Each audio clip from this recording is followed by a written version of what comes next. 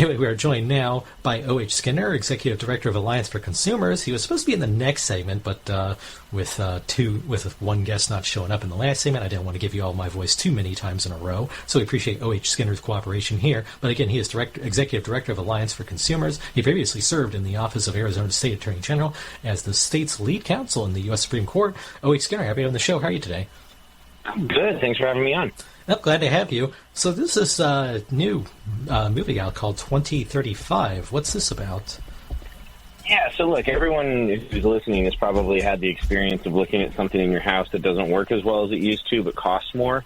And you kind of think, like, why is that? That's not how things are supposed to work. And so what we did was we paint a picture of what the future would look like in California if all of the left-wing dreams that they're pitching come to fruition. And it talks about how when you're doing this net zero life and China opens a coal-powered, fired power plant, you got to lower your emissions. And so there's you have an energy allowance and you can only use so much hot water, only use so much air conditioning. And it basically paints a picture of the consequences of how all of these things stack up. And it kind of paints the idea that, like, the things you see in your own home, how it's really expensive to fix an air conditioner nowadays. Your dishwasher costs more, does a worse job. It's harder and harder to get a car that fits your family's needs that isn't an EV. All of these things are an intentional part of a coordinated set of policy preferences. And we refer to it generally at Alliance for Consumers as like mandatory progressive lifestyle choices that these officials are trying to jam down on top of you, right? And so we're trying to paint a picture so that people can see the realities of where things are headed if we don't push back. Yeah, and these are the nutcases out there. I mean, I just saw this new study in the last couple of weeks where they're talking about how, if you're in the city and you have your own private vegetable garden or something, that's bad for the environment too.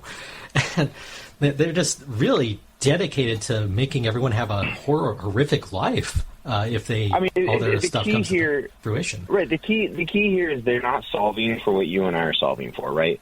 They're not solving for making your family's life better. They're not solving for allowing you to drive 3 or 4 kids around to go to school or other things.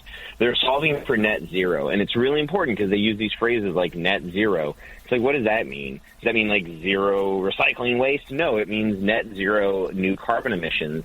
And so they want the gas stations to go away, the air conditioners to go away. They'd really probably like you to stop using dishwashers, right? They're solving for zero carbon emissions. They're not solving for a joyful life that allows your family to thrive and have personal dignity. They're just not solving for the same reality. And when you understand that and you see the world that they're presenting, it makes it a lot easier to understand why things are happening in your home. Because we really try to highlight this. We have a graphic called Biden's Dream House. Talks about how all the different things that are being made more expensive in your house and how it all adds up to like $10,000 more for a home, right? It's all part of a thing that is happening that is a progressive policy idea. And when you understand that, it's a lot easier to understand why your dishwasher doesn't work or why your air conditioner costs more to repair. Mm-hmm. And they've talked about regulations going after your stoves, too, if they're powered by gas. But I can only imagine the electric ones would take a hit, too, especially if we stop using coal and nuclear and anything but wind and solar. Then how are you going to cook your food? In fact, they've talked about banning fireplaces because of all the pollution from them. So you're left with nothing to heat anything with. I mean, you've got to understand, you're nailing it on the head, right? Like, they want to ban gas stoves. They want you to switch to electric. But then they're driving up your electricity prices in places like California, right? And then, one of the things that we have in our movie is it's a 6-minute short film. It's at preparefor2035.com. But one of the things we flag is, like, they don't want you eating meat, right? If you want to understand what that looks like, the New York Attorney General has sued meat producers under the premise that you can't grow beef and have it be carbon neutral. Right? They literally want them to stop making all the things that the left doesn't want them to make. It just, happens to align that it all matches a progressive lifestyle, right? They want you to live like you're, like you're Nancy Pelosi. And if you can't afford to live like Nancy Pelosi, then you just won't have the refrigerator. You won't have the dishwasher. She'll be able to afford a $15,000 refrigerator. Too bad, that you just can't make that choice. There's options that are available if you're her. Mm-hmm. And they feel that they're entitled to that too. There's a bit of an elitism there. Like they want you to have net zero emissions. You can only drive an electric car, and you can only charge the electric car if the grid happens to be on that day.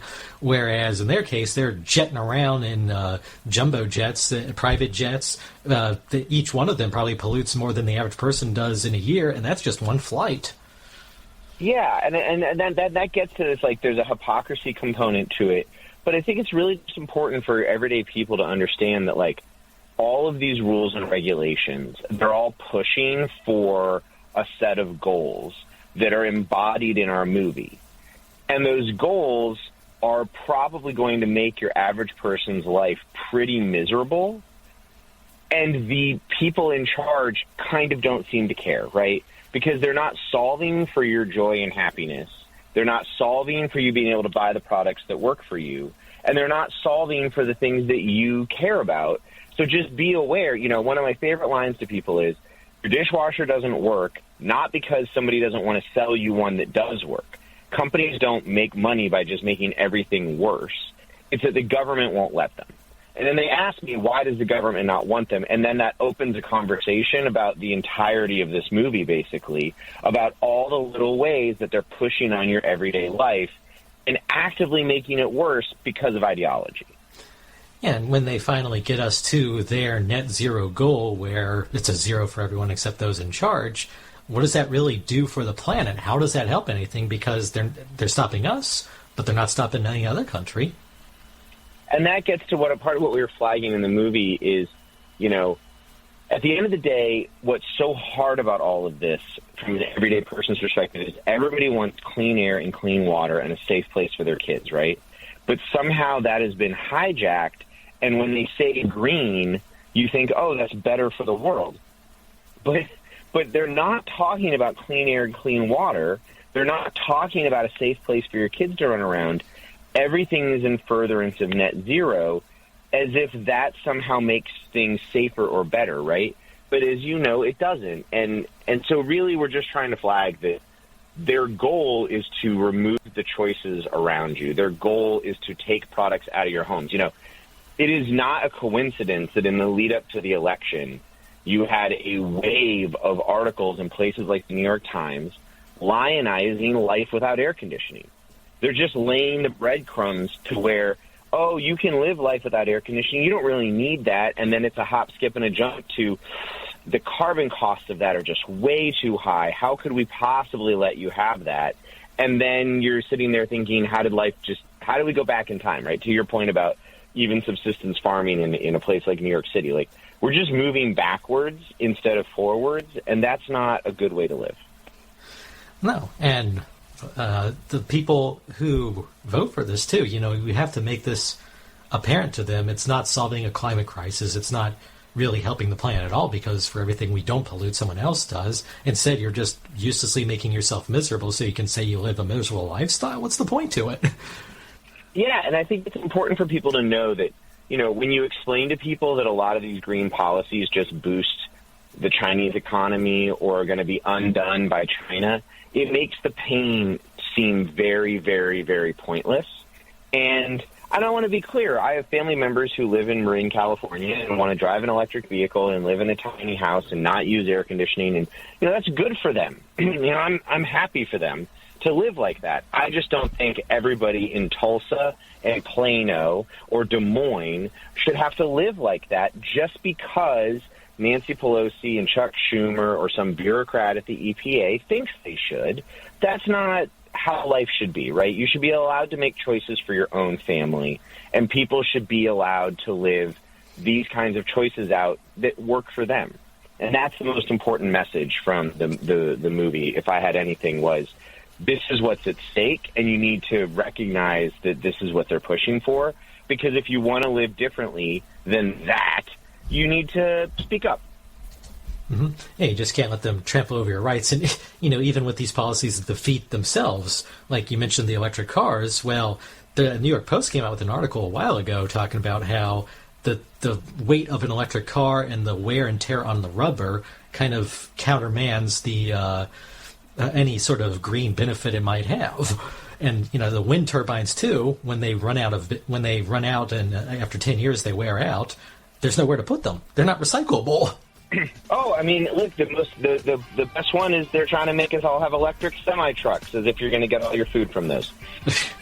All right, well, OH Skinner, one more time, where can we find this new video 2035? Preparefor2035.com. All right, listeners, appreciate you can go check them out. And OH Skinner, we appreciate you being on the show today. Again, listeners, he is Executive Director of Alliance for Consumers. And we have more Al and Nathan Show coming up after this break, so stick with us.